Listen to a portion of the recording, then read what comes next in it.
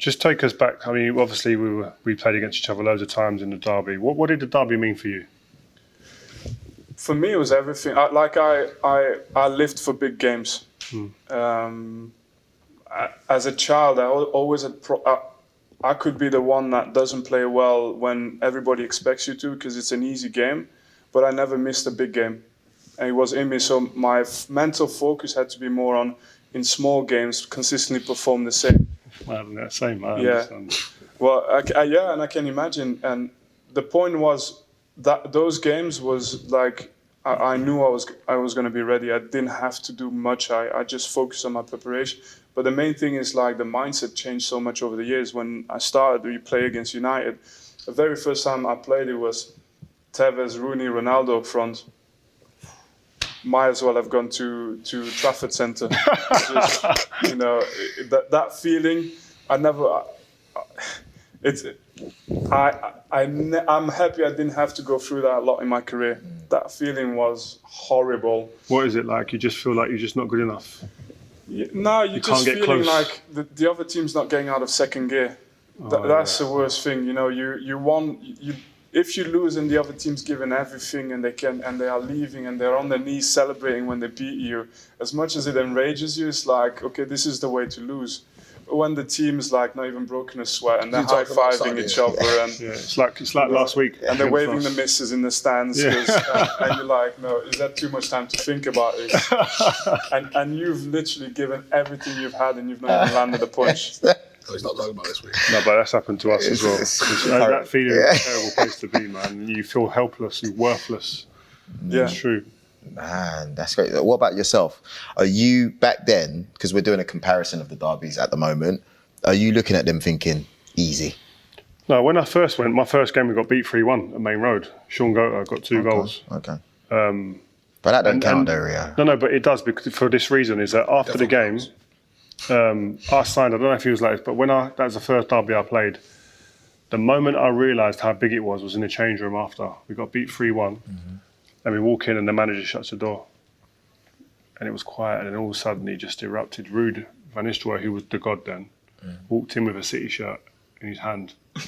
And I remember Sir Alex Ferguson just absolutely unloaded on him, destroyed him. Don't you ever, if I ever see any of you walking with a City shirt ever again, you'll never play for this club. Oh, wow. That's how he was. He was just mad. And that's when I thought, I was sitting there thinking, right, this is a big game, isn't it? But I didn't realise before that game, and then ever since that time, whether you win more or less or not, but I knew that week leading up to a derby was like, it's all or nothing, this game. And like Vinny says, I think it's such an important point for young players, is that you sometimes have to spend so much more energy on the games that you're expected to win, or seems the easier game against the lesser opponents, or a striker who is not meant to be in terms of reputation as a bigger player. Yeah. Because that's the games that you could get stunned in a game like that if you're not on the point. And do you remember the game that he's talking about, or the games where you're in level 2 cruising? No, yeah, no, I don't. But I don't know about you. I remember the games we got beat more vividly, like the 6-1 at our place. Did you play that game? Yeah. Yeah. So that type of game is how you're speaking, how I was feeling in that game. That game, the very first game that I played at Old Trafford, it was at the back. It was, you had Van der Sar, yourself, Vidic, Evra left, right. I think it was still Gary Neville there and Paul Scholes. Didn't you win that game? No, we then came the game where, I think the year after, where we lose in the last minute Michael Owen goal. Yeah.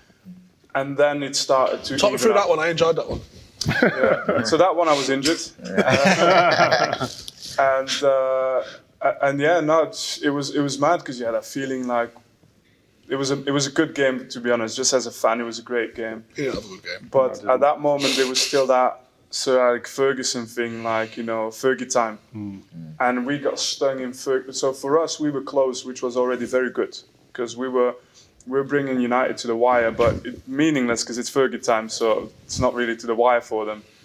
And that Scholes, he put in a header as well, same year, I think, last minute. Yeah, at your place. Yeah, at our place, and Scholes with a header, do you know what I mean? And typical Fergie time again.